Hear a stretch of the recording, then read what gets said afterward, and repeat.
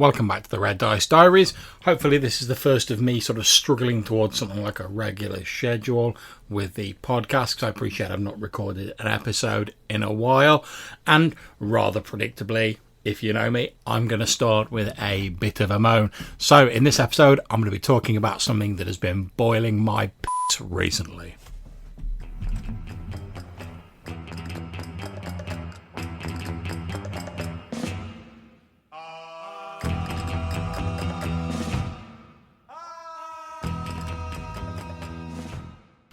Okay, so there's been something that's really getting on my nerves a bit recently. No, it's not the latest controversy in the OSR world or anything like that. No, it's landscape format books. Now, I'm sure you're all aware of what landscape format is, but just in case you're not, it's basically books that are wider than they are tall. Now, you might say, John, why are you getting so annoyed about the formatting of the book? Surely it's what's inside it that's really important. And of course, you are right, unknown person who sounds mysteriously like me with the pitch of my voice altered on Audacity. However, my issue with landscape books isn't really the look of them or the actual sort of formatting itself. It's my belief that the format affects their usability and how useful they are when it comes to the game, and they make it more difficult for you to use them during said games. Okay, so what do I mean by that? Well, I've chosen two books to help me illustrate this. The first is Modiphius Entertainment's John Carter of Mars, or Edgar Rice Burroughs' John Carter of Mars to give it its full title, Adventures on the Dying World of Barsoom. It's a 2D20 game that is run, as I'm sure you've worked out, in the John Carter background, where an Earthman travels to the dying planet of Barsoom, or Mars as we know it. And the other book is the Yoon Suin, The Purple Lands book by David McGrogan. And this is a very striking book with an almost luminous pink cover with some cool sort of abstract / sketchy looking artwork on it. And by and large, Yoon Suin is a fucking fantastic book, and I hope to review it shortly. So, what are my problems with landscape books? Well, the first has to do with the area that they occupy. Now, if you take your standard portrait style book, whether it's American Digest size, A5, A4, whatever paper size you can imagine, when you open it out, say you're laying it flat upon your table because you're running a game, it's pretty much taking up a square of space on the table. I'm aware it's not in exactly a square, but it's near enough for our purposes. And that's easy to organise the rest of your role-playing stuff around. You know, your pens, your dice, your keyboard if you're gaming online like I do. Easy to organise it around. You can have a little table. That's something I tend to do. I've got my computer desk set up, I have a little table next to it, open the book on the table, happy days, crack on with your game. Now, the unfortunate thing about landscape books is because the spine, it tends to be down one of the narrow edges. When you open up and lay flat a landscape book, although it's slightly easier to lay them flat if they're hardback, what you actually get with this is you get basically a long rectangular shape. And I personally find that a bit more awkward to fit onto my tabletop, since you don't really have enough space at the top or at the bottom of it to fit all your stuff in. So I just find it a little bit awkward. Now, that's not to say that landscape format books don't have their good points. One thing that the landscape format is really good for, and I'm sure there are others, is it's really good for showing large sort of panoramic landscapes when it comes to artwork. And if I have a look at the Modiphius John Carter of Mars book, which, although 2D20 isn't my system of preference, the book itself is a beautiful thing. On the cover sheets on the inside, we've got a sort of old style map of Barsoom, and flipping through it, you can probably hear the cover bouncing on my keyboard there. There are a number of landscapes of Barsoom, these really panoramic pictures which help to capture the grand sort of scale of Edgar Rice Burroughs' work and the subject in question. And that is absolutely brilliant. Or rather, it would be brilliant had I purchased the book as an art book.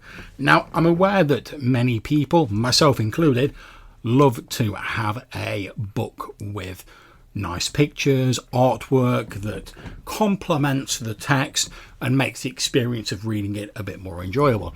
And I know I've waxed lyrical before, and I know people have certainly heard me talking about how if it came to a choice between the content or the art, I'd pick the content, the sort of written word, every time. However, that doesn't mean I'm blind to the allure of works of art. And I think the John Carter of Mars book and Yoon Suin, which has a very striking visual style, they both look absolutely beautiful. However, if I want to buy an art book, there's no shortage of them out there, and I can easily go and do that. If I'm buying a role-playing book, I'm buying it because I think it's going to be of some use to a game that I'm running either now or in the future. So I want it to be as easy for me to use as possible, and I don't find that I get that with the landscape format. Now, one thing I will say about the hardback landscape format book, such as the John Carter of Mars book, is that if you have got enough room to open it out and lie it flat, it stays flat on the table. You can turn the pages. Okay, it's a little bit more awkward than a portrait book, but you could get round it as long as you've got a big enough table. You don't need to put loads of other stuff on there. It's absolutely fine. I've got my copy sat on a little table as I'm doing this, and my copy of Yoon Suin is sort of overhanging the edge of the table because that massive oblong shape's a bit awkward to do on my little square wooden table. It might just be my table. You might have long rectangular tables and be fine with it. But one thing I have found is the softback landscape books aren't quite so good for this. Now, if you lay them flat on the table, yeah, they're okay. The pages can show a tendency to flick back over depending on the thickness of the paper. Not so much a problem with Yoon Suin. It's got some nice thick paper. You can lay it flat. That's absolutely fine. However, if you want to pick up the book in one hand, so for instance you might be holding it in one hand addressing the players, but you want to look at the players and just glance back to your book, that's very easy to do in a portrait book. And I could probably get away with it with the John Carter of Mars book. I just sort of have to balance it a little bit precariously. However, the Yoon Suin book, because each page is effectively longer than it is tall, and it doesn't have the strength of the hardback spine to support it, as I'm trying to hold it up in one hand, the pages are flopping about everywhere. It's going to be difficult to turn the page. I'm going to have to put more time and attention into it than I want to. And to be honest, I don't really want that getting in the way. And yeah, you could say it's only a few seconds here and there, but if you have to look at a book several times during a game, that all adds up. And I'd far rather be paying my attention to the actual players. Now, I'm just going to point out again that this is not intended to throw shade at the John Carter of Mars or the Yoon Suin books. I think both of them are very interesting RPG books, and Yoon Suin in particular is a very, very cool sort of sandbox setting that I can't wait to run sometime, and as I said, I hope to do a review of in the future. I personally just do not really see the appeal of this landscape format.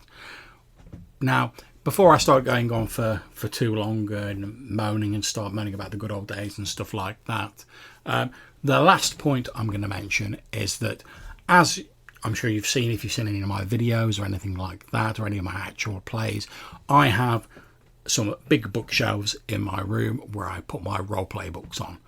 And when I'm looking for a roleplay book, what I like to do is I like to go along the shelves and I look at the spines of the book that have the titles on.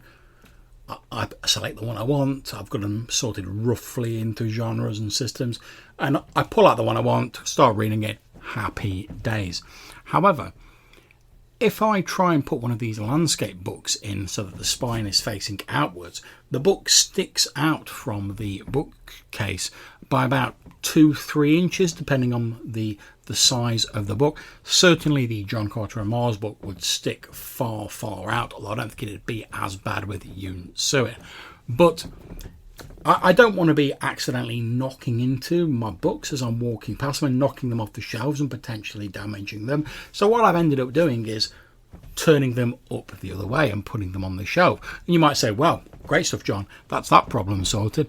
Well, it is, but that means that you can't see the spine of the book. So there's a few times where I've been wanting to pull out one of these books, and I've been going along my shelves, and I've just gone, oh, where's that gone? I can't see it on the shelves anywhere.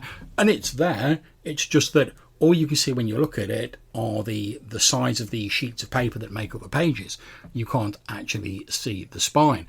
And let's face it, if you want people to read your book, which I presume you do because you've released a book, surely even once they bought it, you want them to be able to spot it on their shelves and go, great, I'm going to settle down for a good session of this particular game system. So I think, to sum it all up, if there was one thing that I was going to climb a high mountain and shout from the roof of the world, it would be, don't release your books in landscape format.